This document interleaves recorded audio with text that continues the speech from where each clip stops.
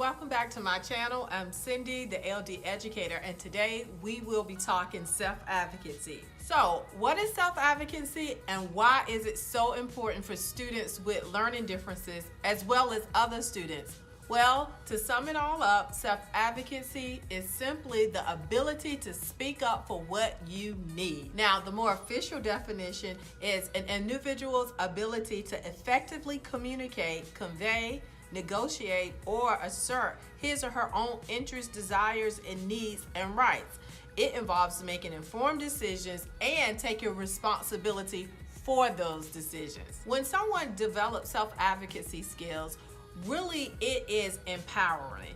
It helps them to really take responsibility over their own learning, their independence, and really it is all a part of having a dignity in life. You know, for so many people who have learning challenges, decisions are made for them. But at all possible, we want them to be able to make decisions for themselves. Self-advocacy is so very important because it really helps our students to have a sense of confidence in their learning, an ability to be able to really take control over their own lives and to live with some sense of independence, as well as to take ownership of their learning. You know, let's face it, our parents or their parents are not always around, and we want them to be able to find solutions to problems when a caretaker or a teacher isn't there. So the best way to do that is to help our students to develop self-advocacy skills. So when do you start? That's another big question that I hear from parents and teachers all the time.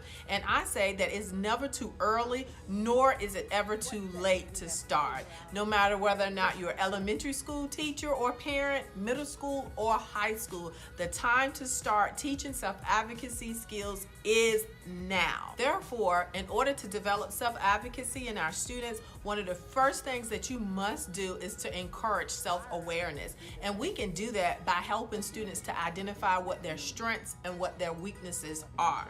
You would not believe how many students with learning differences really cannot see what their strengths are because they're so focused on their weaknesses. Think about it. They go to school every single day understanding or being aware of what they can't do, but they're not always told or shown what they can do. I have a particular student who is a phenomenal drawer, but when I asked her what her strengths are, she was not able to say, you know, I'm a good drawer, I draw well, or that I have good penmanship. But when I asked her what her weaknesses were, she was able to tell me right away, you know, I just don't read that well. And that really shouldn't be the case, because what we really want to do is to teach students to compartmentalize their learning issues, and that is teaching them that their learning issues play but a small part in who they are, and it's so much more to them than just their learning issues. Another thing that we can do to encourage self-awareness is to ask for help. Now, if you're like me, I'm always pulling my hair out because my students really may not always understand when they need help, or they may be very aware that they need help, but it is an insult to them, or they see it as something, once again, as a weakness for them to be able to say, hey, I need help with this. But we must encourage our students at all times to be able to ask for help. And in doing so, we are developing their self-advocacy skills. Now, one of the activities I often do with my students that helps them to really hone in on what their strengths and weaknesses are, or even being able to tell people what they need, surrounds their accommodations. For years, I would copy all of their accommodations and modifications, and I would walk around to each of their teachers and have the teachers to sign off and then give them the paper. But one day it dawned on me, why not give these accommodations and modifications to the students themselves? That way it opens up a conversation between the student and the general ed teacher, and it really kind of puts them in the forefront of being able to say, hey, I have this issue, and in order for me to be successful in your class, I'm gonna need these things. And so I think that is one of the most powerful activities that you can do for your students if you're not already doing so. I can almost tell you there will be some students who will resist doing this because they would think their teacher would be mad at them for telling them what they need to be doing for them.